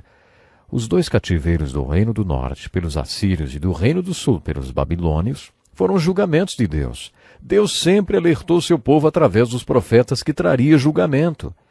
O primeiro profeta nesse estudo da literatura profética analisado por nós é o profeta maior Isaías. Maior porque o seu livro é o mais extenso de todos e também porque ele foi o profeta dos profetas. Quando você conhece esses profetas, precisa entender o cenário histórico no qual eles estão inseridos. A literatura profética algumas vezes fornece esse tipo de informação nos primeiros versículos de alguns dos livros proféticos. Quando os profetas queriam fornecer uma perspectiva histórica, eles relatavam quais reis reinaram durante o período em que ele foi chamado para pregar. No início do ministério de Isaías, o rei era Uzias. O rei Uzias reinou por mais ou menos 52 anos. Isaías começou seu ministério profético no final do reinado de Uzias. Na verdade, foi quando Uzias morreu que Isaías teve sua experiência espiritual, na qual ele recebeu o chamado para ser profeta. Quando chegarmos ao livro de Amós, veremos que Amós pregou nos primeiros dias do reinado de Uzias. Quando Amós já era velho, Isaías era apenas um menino. Outro rei que reinou durante o ministério de Isaías foi Jotão, o filho de Uzias. Uzias pegou lepra nos últimos anos do seu reinado. Por isso seu filho Jotão reinou junto com ele até que ele morresse. Jotão também reinou nos primeiros anos do ministério de Isaías, mas depois um rei que não era bom, chamado Acás, foi coroado rei. Os sermões de Isaías durante o reinado de Acás eram diferentes daqueles que ele pregou durante o reinado de Uzias. Isaías também pregou durante o reinado de Ezequias, que foi um bom rei. Apesar de ter muito a dizer a respeito da invasão dos assírios no Reino do Norte, Isaías também alertou o Reino do Sul sobre os efeitos dessa invasão. Isaías morreu no início do reinado do terrível rei Manassés. Como já destaquei, existe uma maneira correta de dividir o livro de Isaías. Ele é dividido em duas partes. Os primeiros 35 capítulos são sermões sobre o julgamento de Deus que viria sobre Judá e sobre o reino do norte através da invasão assíria. Os capítulos 36 a 39 são uma pausa histórica, relatando que a invasão aconteceu. A outra parte de Isaías vai do capítulo 40 a 66.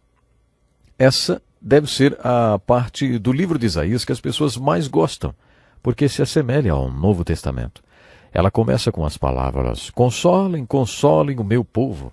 A primeira parte de Isaías é como se fosse uma cirurgia. A segunda é a cura que se segue a cirurgia. Esta é a maneira correta de dividir o livro de Isaías. Essa segunda parte do livro de Isaías, do capítulo 40 ao 66, é o coração do livro. É a parte que as pessoas mais gostam realmente. Ela focaliza a cruz de Jesus Cristo. Subdivide-se em duas outras partes, os capítulos 40 a 48, que são as profecias sobre Ciro, o Grande. Isaías falou sobre esse imperador 150 anos antes que ele existisse. Isaías o chamou pelo nome e disse que ele seria escolhido por Deus para promover o retorno do reino do sul do cativeiro babilônico. A profecia foi cumprida ao pé da letra e é um incrível exemplo do ministério profético de Isaías. A segunda parte do livro de Isaías focaliza a primeira e a segunda vinda de Jesus, os dois adventos de Jesus. Portanto, essas são as maneiras de dividir o livro de Isaías. Em nosso último estudo, vimos algumas profecias messiânicas que descrevem a vida do Messias. No final do programa, vimos a última profecia de Isaías que descreve o ministério de Jesus. Jesus começou seu ministério com um manifesto. Geralmente, quando alguém quer causar um impacto no mundo, começa por um manifesto. Karl Marx e Engels fizeram juntos um manifesto chamado o Manifesto Comunista. Nele, os dois escreveram as soluções para os problemas do mundo, segundo o pensamento deles. Por muitos anos esse manifesto existiu, mas ninguém o colocou em prática. Até que um homem chamado Lenin apareceu. Lenin escreveu um pequeno trato, um panfleto intitulado O que deve ser feito. Lenin queria dizer que aquele era o modo de pôr em prática as mudanças sugeridas por Marx e Engels. Ele foi muito pragmático. Muitas pessoas ainda vivem sob controle daquele sistema. Lenin disse: se as pessoas acreditam neste manifesto, então ele tem que ser posto em prática. Jesus começou seu ministério público com um manifesto. Ele foi à sinagoga de sua cidade natal e pediu o livro de Isaías. Ele abriu o livro no capítulo 61 e leu: O Espírito do Senhor está sobre mim, porque ele me ungiu para pregar boas novas aos pobres. Jesus explica quem seriam os pobres. Ele me enviou para proclamar liberdade aos presos e recuperação da vista aos cegos, para libertar os oprimidos e proclamar o ano da graça do Senhor. Jesus referiu-se aos pobres como os que são cegos, confusos, pessoas que foram feridas pelas dificuldades da vida. Ele anunciou que iria curá-los. Esse foi o manifesto de Jesus. Eu vou dar visão aos cegos. Foi o ministério de ensino de Jesus. Liberdade aos presos. Ministério de aconselhamento de Jesus. Depois ele disse, liberdade aos oprimidos. Foi isso que Jesus disse que faria. E foi exatamente isso que ele fez. Faça um traçado da vida de Jesus baseando-se no Evangelho de Lucas ou nos outros evangelhos e você verá que foi exatamente isso que ele fez. Em suas profecias messiânicas, Isaías conta como seria a vida do Messias. Vimos algumas dessas profecias em nosso último estudo sobre a estrada para Deus e os 7 Espíritos de Deus. Mas 700 anos antes da vinda de Jesus, Isaías previu esse manifesto do Messias, o ministério que ele teria. A aplicação do manifesto de Jesus é muito importante. Um dos ensinos mais empolgantes do Novo Testamento é que hoje a Igreja de Jesus é o corpo de Cristo. Quando o Messias veio, por 33 anos ele teve um corpo. No final desses 33 anos, ele se separou dos seus discípulos e disse que era necessário deixar aquela forma corpórea. Na forma humana, ele podia estar apenas em um lugar por vez. Ele era Deus em carne, Emanuel, Deus conosco. Por isso ele disse que era necessário deixar aquela forma corpórea, mas que voltaria na forma do Consolador. E quando o Espírito Santo viesse, ele estaria com os discípulos, estaria dentro de nós, e onde houvesse um ou mais reunidos em seu nome, então ele estaria lá. É isso que o Novo Testamento quer dizer quando afirma que nós, seguidores de Jesus Cristo, sua igreja, somos o corpo de Cristo. Você é um veículo, e Jesus quer se manifestar através da sua vida. Pense nisso, e até o nosso próximo programa.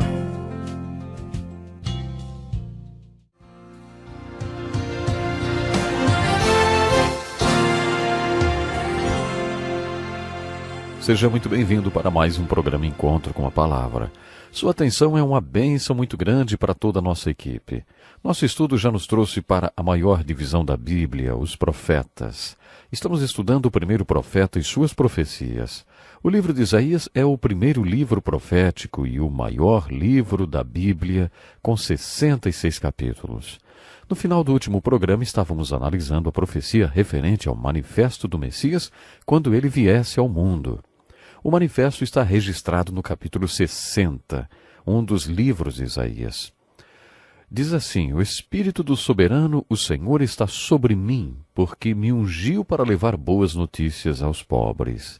Enviou-me para cuidar dos que estão com o coração quebrantado, anunciar liberdade aos cativos e libertação das trevas aos prisioneiros, para proclamar o ano da bondade do Senhor e o dia da vingança do nosso Deus, para consolar todos os que andam tristes e dar a todos os que choram em Sião uma bela coroa em vez de cinzas, o óleo da alegria em vez de pranto e um manto de louvor em vez de espírito deprimido. Eles serão chamados carvalhos de justiça, plantio do Senhor, para a manifestação da sua glória. No programa anterior estávamos analisando este manifesto e questionando o que ele quer dizer, o que ele significa para mim. A primeira aplicação que podemos tirar dele é que se você está cego, confuso, se não sabe nem diferenciar a mão esquerda da direita, se simplesmente não sabe o que fazer, então o ministério do Messias é dirigido a você. O seu manifesto declara que sua missão é satisfazer suas necessidades e tirar você desta cegueira. Se você é um desses cativos, se você está preso e não consegue fazer o que quer, se você não está fazendo o que quer, antes se limita a fazer aquilo que tem que fazer, aquilo que é levado a fazer, se você é viciado ou controlado por hábitos e desejos e lascívia e por todo tipo de correntes, se enfim você não é livre, então lembre-se, o ministério e a missão do Messias são dirigidos a você. Ele veio para pessoas como você, porque ele quer ver você livre. Se você está em dificuldades porque a vida está muito difícil e deixou você machucado e ferido, lembre-se que Jesus veio para pessoas como você. Ele quer ver você curado. Ele quer ver você pleno e realizado. Essa é a primeira aplicação do manifesto do Messias profetizado por Isaías e confirmado pelo próprio Messias quando ele veio ao mundo. A segunda aplicação já foi mencionada, mas nós vamos repetir. Procure estar sempre preparado para observar se as pessoas com quem você se encontra, com quem você fala no dia a dia, estão cegas ou são cativas. Será que elas estão feridas ou magoadas? Procure ver se elas estão cegas e confusas e não sabem o que fazer. Se você perceber que elas não são livres e estão feridas, machucadas ou magoadas, lembre-se que Jesus Cristo quer alcançá-las através de você. Ele quer usar suas mãos e seus talentos. Ele quer alcançar os cegos, cativos e feridos de coração através de você. Você tem consciência da compaixão que Jesus demonstrava pelas pessoas quando viveu nesse mundo? Os escritos originais da Bíblia revelam que quando Jesus viu as multidões, ele chorou em prantos porque foi movido por compaixão por aquele povo. Mas o que as multidões tinham que o levaram a tanta compaixão? Cegueira. Elas eram como ovelhas sem pastor. Observe quantas vezes Jesus fala em cativeiro, em ser cativo. Observe como grande parte do seu ministério era dedicado à cura. Cerca de 1/3 do ministério de Jesus estava relacionado à cura. Por que ele curou tantas pessoas? Uma das respostas é porque Jesus as amava e queria curá-las. Há 2 tipos de pessoas no mundo. Aquelas pessoas que não são livres, pessoas acorrentadas a uma garrafa, a hábitos, a desejos, acorrentadas ao trabalho e a todo tipo de coisa. Outro tipo são as pessoas livres. Só aquelas pessoas que foram redimidas por Deus que são realmente livres. Frequentemente as pessoas livres, os crentes, os discípulos de Jesus, que já conheceram a verdade que os tornou livres, olham para os cativos que estão passando por momentos difíceis com indiferença e desdém. Quando o Messias veio ao mundo, ele era incapaz de passar por algum cativo sem libertar aquela pessoa. Isso era parte do seu amor e compaixão pelos cativos. Quando Jesus encontrou os feridos, teve o mesmo sentimento de compaixão e amor. Em seus ensinamentos, ele afirmou que ninguém está imune às tempestades da vida. Jesus disse que a vida é como 2 casas, uma ao lado da outra. A tempestade vem sobre as 2. Uma casa fica firme e a outra cai. A diferença é que uma tem um fundamento e a outra não. A casa fundamentada ilustra a pessoa que ouviu e obedeceu aos ensinamentos de Jesus. A pessoa que está construindo sua casa sem um fundamento é a pessoa que ouviu os ensinos de Jesus, mas nunca os aplicou nem os obedeceu. Com essa ilustração tão bonita, Jesus está ensinando muitas coisas. Uma delas é que a vida é difícil. As 2 casas são atingidas pela tempestade. A questão é que todo mundo passa por tempestades. E porque a vida é difícil e ninguém está imune às tempestades da vida, muitas pessoas feridas, magoadas e machucadas. O ministério de Jesus é dirigido a essas pessoas.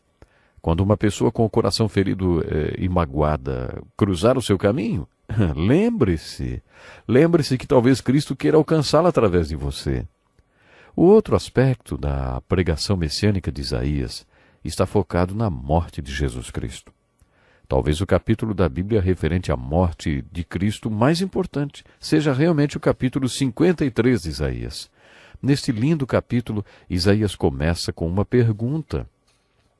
Quem creu em nossa mensagem e a quem foi revelado o braço do Senhor? Lembre-se que a única coisa que ele perguntou a Deus quando foi comissionado foi: até quando, Senhor? Por quanto tempo ele iria pregar até que o povo ouvisse?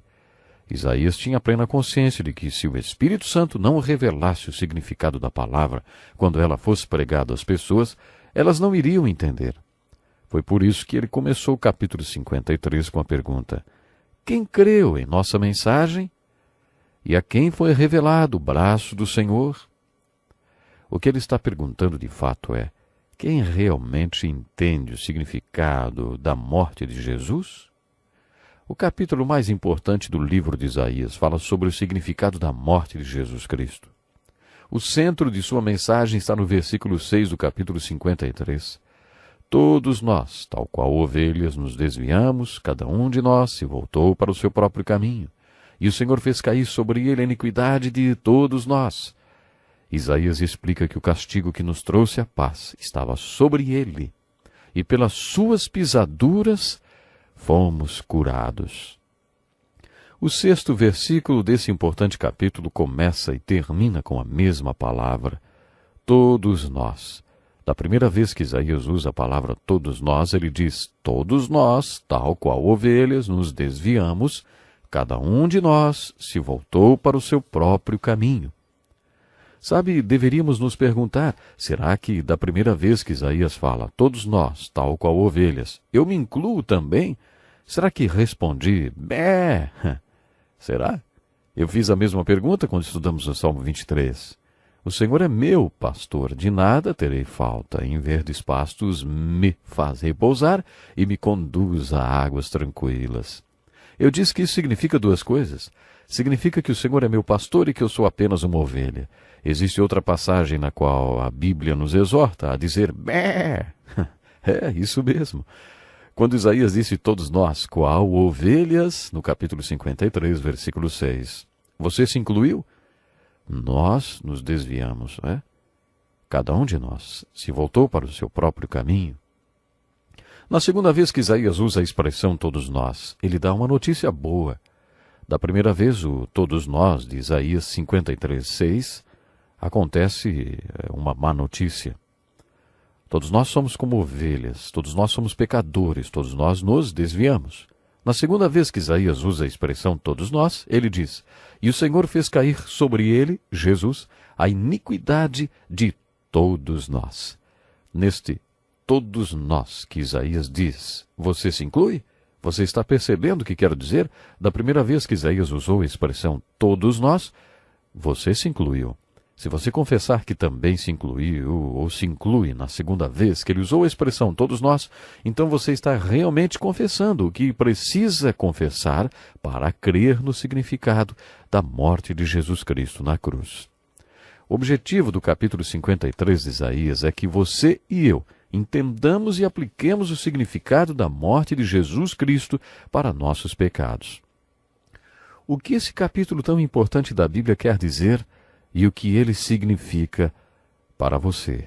Primeiro, este capítulo diz que você é um pecador, uma ovelha que saiu por aí seguindo seu próprio caminho. Essa é a má notícia do capítulo que você e eu precisamos confessar. Esse capítulo também traz a boa notícia de que Deus colocou sobre Jesus Cristo a iniquidade de todos nós.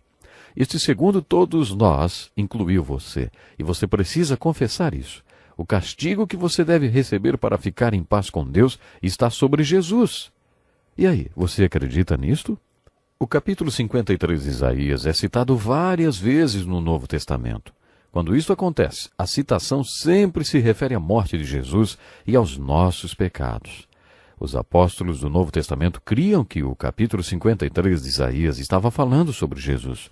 Creio que esse capítulo seja uma das passagens bíblicas mais importantes a respeito do significado da morte de Jesus Cristo. O significado da morte de Jesus Cristo está sintetizado em um versículo. Todos nós, tal qual ovelhas, nos desviamos. Cada um de nós se voltou para o seu próprio caminho. E o Senhor fez cair sobre ele a iniquidade de todos nós. Isaías fez uma profecia a respeito da vinda do Messias. No deserto, preparem o caminho para o Senhor. Isso inclui cada um de nós, preparando nossos corações para receber a Jesus, para que possamos ser estradas para o Senhor. Isso quer dizer que nossa montanha de orgulho deve ser nivelada e os vales do nosso homem interior devem ser preenchidos com o Espírito Santo de Deus. Lembre-se que Jesus declarou abertamente o que ele faria quando viesse ao mundo através do manifesto do Messias de Isaías 61. Ele proclamaria sua mensagem para os cegos e pobres, os cativos e os feridos de coração. Temos que parar por aqui, mas quero deixar o desafio para que você se examine e descubra em que posição você está com relação a Jesus. Eu espero por você para o nosso próximo programa Encontro com a Palavra, se Deus quiser. E há bênçãos para nós. Até lá.